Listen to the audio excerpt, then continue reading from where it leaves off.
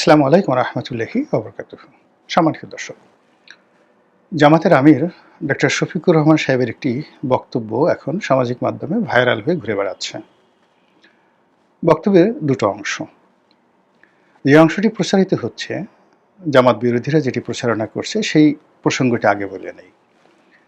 সেখানে ডক্টর শফিকুর রহমানকে বলতে দেখা যাচ্ছে যে আমরা অতীতে ভুল করেছি।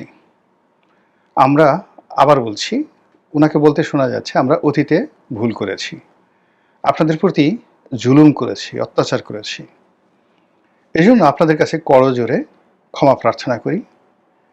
আপনারা আমাদেরকে মাফ করে দেন, আমাদেরকে একটিবারের জন্য সুযোগ দেন, আমাদেরকে ভোট দেন, আমাদেরকে ক্ষমতা আসার একটা সুযোগ করে দেন।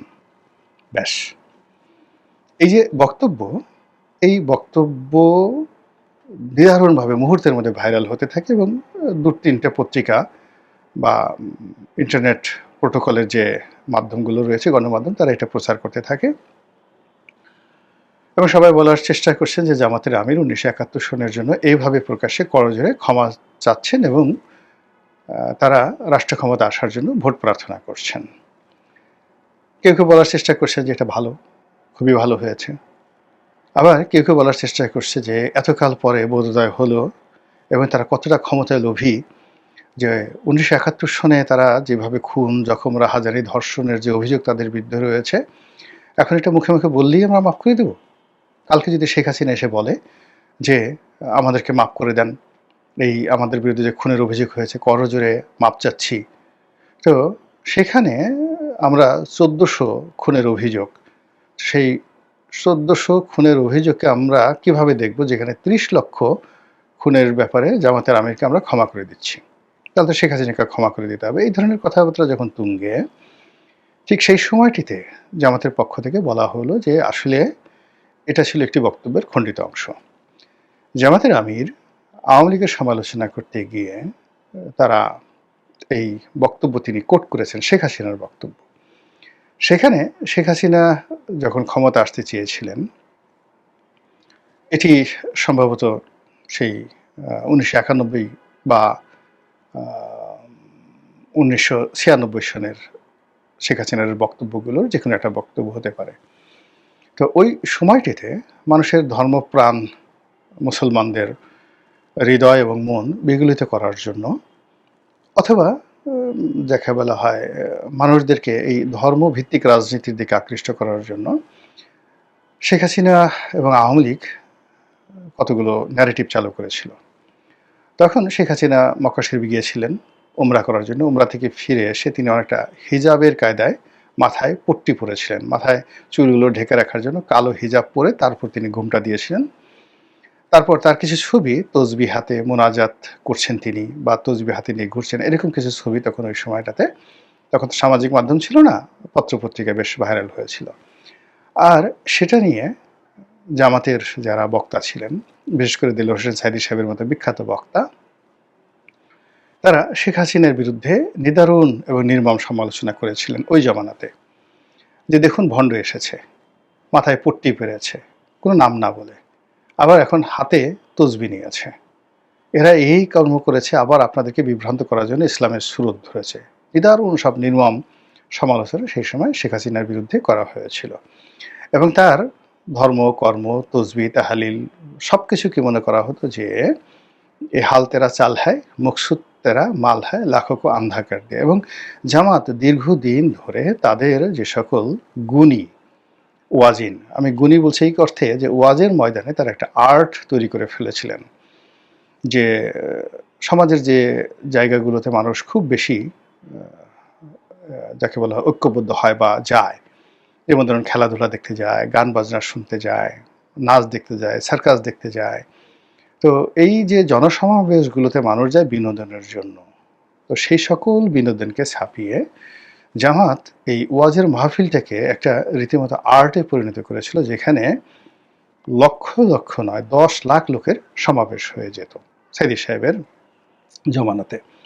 এবং এই প্ল্যাটফর্মগুলো ঠিক সেই সময় থেকে তারা মানে কোরআনের আলোচনা হতো একটা অংশ, আওয়ামী লীগকে গালাগালি করা হতো আরেকটি অংশে, ভারত বিরোধী একটি মনোভাব জাগিয়ে তোলা হতো এবং খুব সুকৌশলে ইসলামাইজেশন, পাকিস্তান, মুক্তিযুদ্ধ এই বিষয়গুলো নিয়ে একটা ভিন্ন ন্যারেটিভ তৈরি করা হতো। সেখানে বিশ্বের বিভিন্ন রকম যারা বড় বড় মর্দে মুজাহিদ আছেন, যারা বড় বড় বিপ্লবী আছেন, বিশেষ করে মুসলিম ব্রাদারহুড মিশরের, তখনও মুসলিম ব্রাদারহুড আসলে মুরসির আন্ডারে আসেনি, কিন্তু 50-এর দশকে তারা যে কয়েকটি বিপ্লব ঘটিয়ে ফেলেছিল মধ্যপ্রাচ্যে, সেই বিপ্লবের পুরোধা ছিলেন সৈয়দ কুতুব।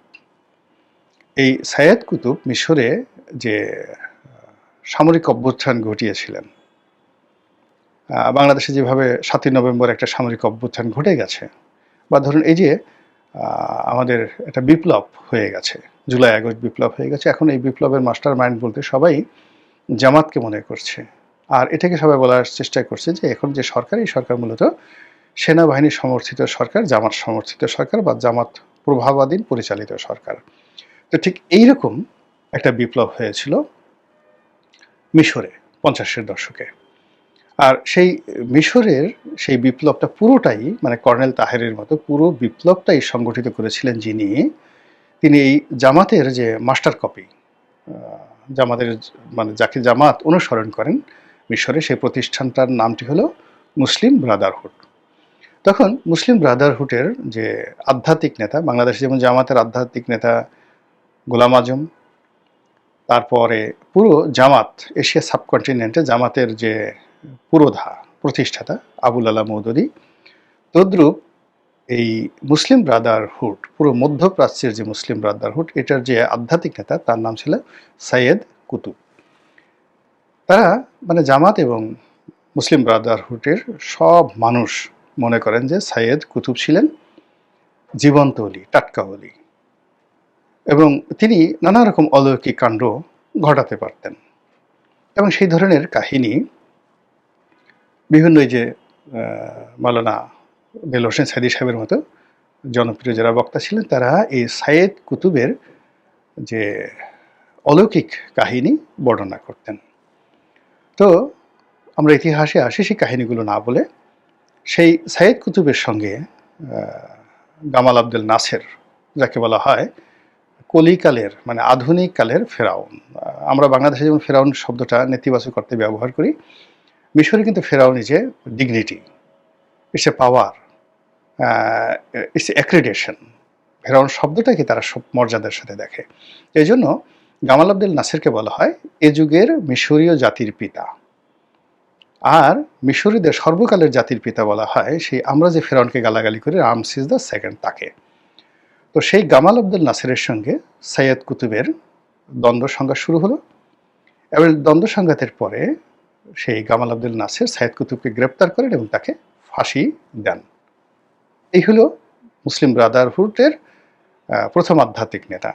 পরবর্তীতে তারা যখন আবার গণতান্ত্রিকভাবে নির্বাচিত হয়ে মুরসির নেতৃত্বে মানে তারা ক্ষমতা দখল করলেন, তখন তাদের বাড়াবাড়ির কারণে, ভুল ভ্রান্তির কারণে, অতি বাড়াবাড়ির কারণে সেনাবাহিনী, রাষ্ট্রযন্ত্র এবং জনগণ বিক্ষুব্ধ হয়ে উঠল এবং মুরসি সরকারের বিরুদ্ধে আর একটা বিপ্লব হয়ে গেল। এবং সেই বিপ্লবে এই বর্তমান যিনি আব্দুল ফাত্তাহ সিসি, তিনি ক্ষমতায় আসলেন, এবং ক্ষমতায় আসার পরে এই মুরসিকে মৃত্যুদণ্ড দেওয়া হলো, এবং তিনি সেই মৃত্যুদণ্ড ঠিক কার্যকর করার আগে জেলখানাতে তিনি মারা গেলেন।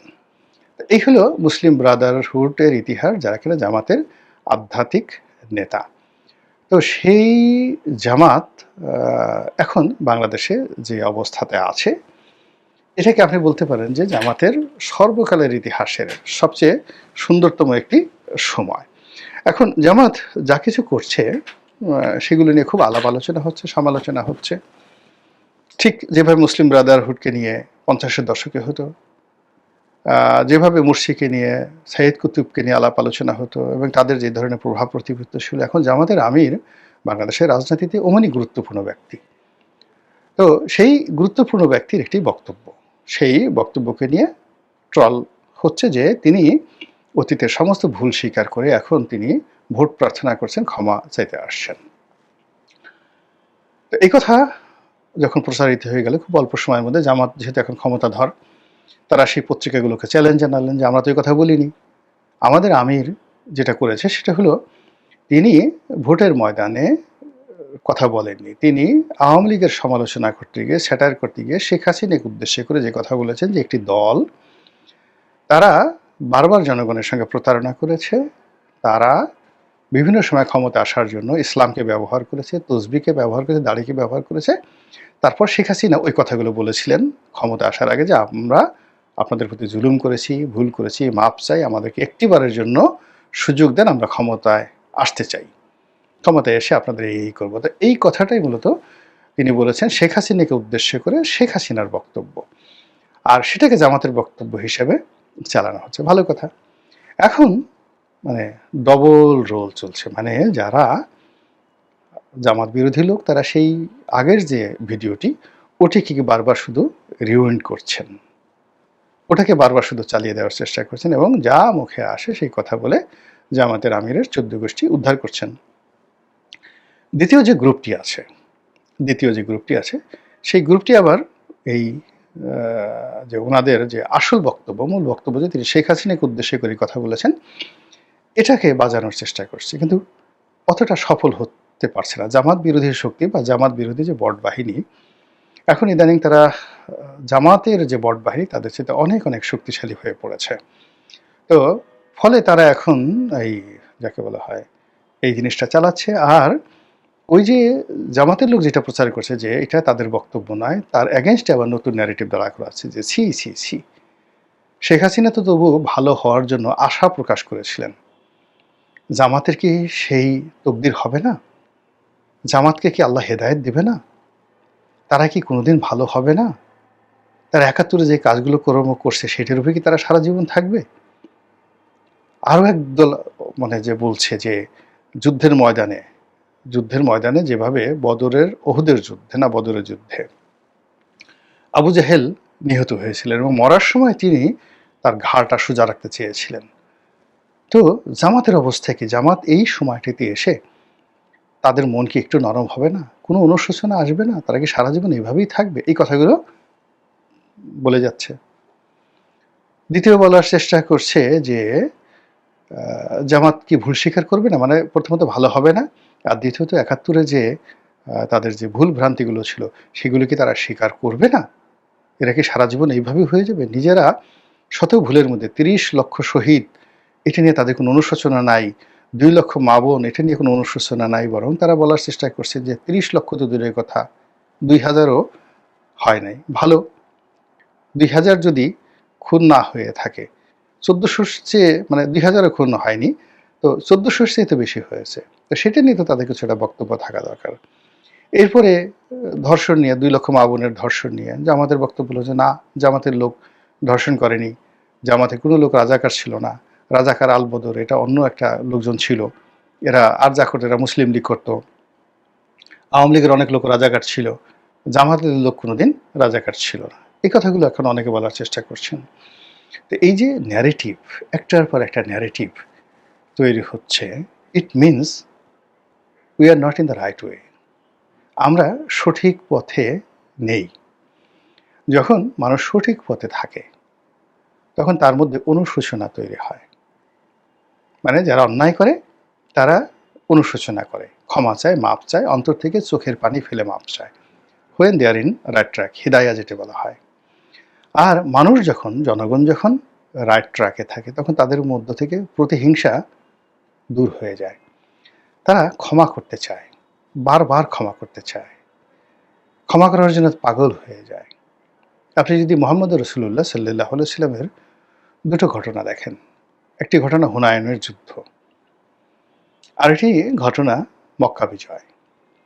তো মক্কা বিজয়ের পর আল্লাহ রসুল সাল্লাহ সাল্লাম সমস্ত মক্কাবাসীকে ক্ষমা করে দিলেন, এটি নিয়ে কেউ কোনো প্রশ্ন করলেন না, মানে যারা বিজয়ী তারা কেউ প্রশ্ন করলেন না। এই যে তাদের বিজয়ীর মধ্যে যে একটা উদারতা, সেই উদারতাটা হলো হিদায়াতের লক্ষণ। এখন বাংলাদেশের দিকে আপনি তাকিয়ে দেখেন যে কোনো মানুষ ক্ষমা করতে চাচ্ছে না, প্রতিটি মানুষের মধ্যে প্রতিহিংসা প্রবল। যারা পরাজিত হয়েছে তারা ফিরে এসে আবার প্রতিশোধ নিতে যাচ্ছে। যারা বিজয়ী হচ্ছে তারা মনে করছে আমাদের বিজয় অসম্পূর্ণ, আমাদেরকে আরও বিজয়ী হতে হবে, এবং পরাজিতের উপর আমরা যে প্রতিশোধ নিয়েছি এটা পরিপূর্ণ হয়নি, আমাদেরকে আরও বেশি বেশি প্রতিশোধ নিতে হবে। অনেক বিপ্লবী বলার চেষ্টা করছেন যে আমাদের যখন ক্ষমতা ছিল তখন আমরা অনেকের বাড়িঘর আক্রমণ করিনি, এটা আমরা ভুল করেছি, অনুশোচনা করেছি, আমাদের উচিত আবার সুযোগ আসলে আরও বেশি করে প্রতিশোধ নেওয়া। এই যে এটা ধুরন্ধর সমাজ ব্যবস্থা চালু হয়ে গেছে, প্রত্যেকটা মানুষের মধ্যে প্রতিহিংসার আগুন দাউ দাউ করে জ্বলছে। ঘৃণা অতীতের যে কোনো সময়ের চেয়ে বেশি আমাদের সমাজে দেখা যাচ্ছে। অনুশোচনার পরিবর্তে ঠাট্টা, মস্কারিয়া, টিটকারি এগুলো বেড়ে যাচ্ছে। এবং কওমে লূত জমানাতে আপনারা দেখেছেন যে তারা ফেরেশতাকে পর্যন্ত আক্রমণ করতে গেছে এবং ফেরেশতার রূপ যৌবন নিয়ে তারা ঠাট্টা মস্করা করছে। আমাদের এই সমাজে এখন সম্মানিত মানুষ, অসম্মানিত মানুষ, মজলুম, জালেম সবার মানে একটা ইকুয়াল স্ট্যাটাস চলে এসছে, এবং যে যার মতো করে যে মাঠ গরম করছে, যে ঘাট গরম করছে, সামাজিক মাধ্যমগুলোর উপর হামলে পড়ছে, অকথ্য অশ্রাব্য ভাষায় গালাগাল করছে, যে যেটা বলেনি, যেমন জামাতের আমি যেটা বলেন তাকে দিয়ে সেটা বলানো হচ্ছে, যার জন্য যেটা প্রযোজ্য নয় সেই ঘটনাগুলো ঘটে যাচ্ছে। তার প্রেক্ষিতে আমরা সবাই মজলুম হয়ে পড়েছি, স্বয়ং জামাতও মজলুম হয়ে পড়েছে, স্বয়ং জামাতের আমিরও মজলুম হয়ে পড়েছেন, অন্য সবাই। কাজে এই অবস্থা থেকে, এই শ্বাসরুদ্ধকর অবস্থা থেকে রক্ষা পাওয়ার জন্য আমাদেরকে সবাইকে ভালো মানুষ হতে হবে, তওবা করতে হবে, ফিরে যেতে হবে সেই নিজের কুকর্মের দিকে। আমি কি কি অন্যায় করেছি, অন্য কি করলো সেটা দরকার নেই, আমি কি করেছি, সারা জীবন যে পাপ আচার করেছি, আমার পাপের কারণে এই জমিনে আল্লাহ এই গজব নাজিল করেছেন কিনা, এই জন্য আল্লাহর দরবারে কান্নাকাটি করতে হবে। ব্যক্তি পর্যায়ে যখন এই অনুশোচনাটা চলে আসবে তখন আল্লাহ রব্বুল আলামিন হয়তো দয়া করতে পারেন, আমাদেরকে একজন ভালো নেতা দান করতে পারেন। আসসালামু আলাইকুম ওয়া রাহমাতুল্লাহি ওয়া বারাকাতুহু।